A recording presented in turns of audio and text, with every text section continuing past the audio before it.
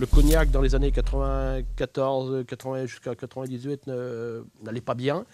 Et économiquement, il fallait faire diminuer les intrants aux viticulteurs.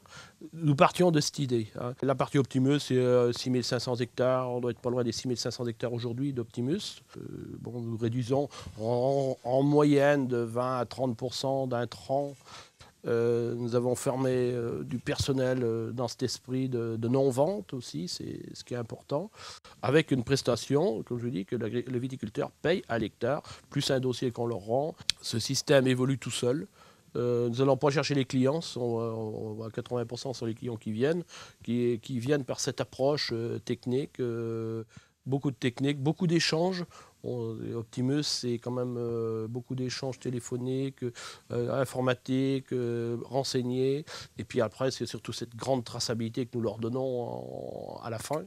Honnêtement, les agriculteurs, une génération a changé. Les nouveaux agriculteurs arrivent, sont très sensibilisés à tout ça. Et je pense qu'on avancera. Il y a 30 ans, on mettait 4,5 kg hectares homologués. Maintenant, nous sommes à 2 kg. Je pense que nous réduisons quand même sérieusement. Sérieusement. Les gars, ils traitent la nuit maintenant. Moi, j'en ai un client encore qui a traité lundi soir, mais il a traité et il a commencé à 20h. Il a fini à 22, 23h. S'il y a une approche par rapport aux abeilles et tout, l'agriculture par rapport au gibier est très sensibilisée, beaucoup plus qu'on se figure. Mais par contre, il ne sait pas le dire. Ça, j'insiste. On parle beaucoup. Si, on a évolué. Et puis, on a formé nos jeunes. Surtout, j'insiste ça pour ça. Parce qu'aujourd'hui, l'entreprise, c'est la jeunesse. Si on lit sur quelques livres, le cuivre, par exemple, en vigne, devrait être arrêté depuis 91. C'est plein de dérogations parce que c'est les bio et tout. Mais il faut arrêter. C'est des produits quand même qui font partie des métaux lourds. Il faut le dire. Ce sont des métaux lourds. Je pense que vous êtes au courant. On revient avec des problèmes comme l'ergot et tout. Il y a des choses qui... obligé, on n'est pas revenu au charbon.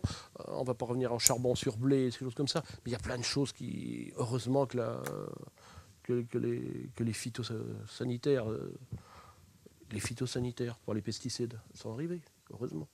Mais alors après, par rapport à l'environnement, nous savons que, surtout dans la viticulture, tout ce qui est culture spécialisée, il faut beaucoup de phyto. C'est difficile de faire propre, malheureusement, sans employer de CMR. C'est toujours pareil, c'est le temps qui nous commande, et puis si nous n'avons pas un bel été, nous consommons du produit. Aujourd'hui, vendre du rêve, non, on ne sait pas faire.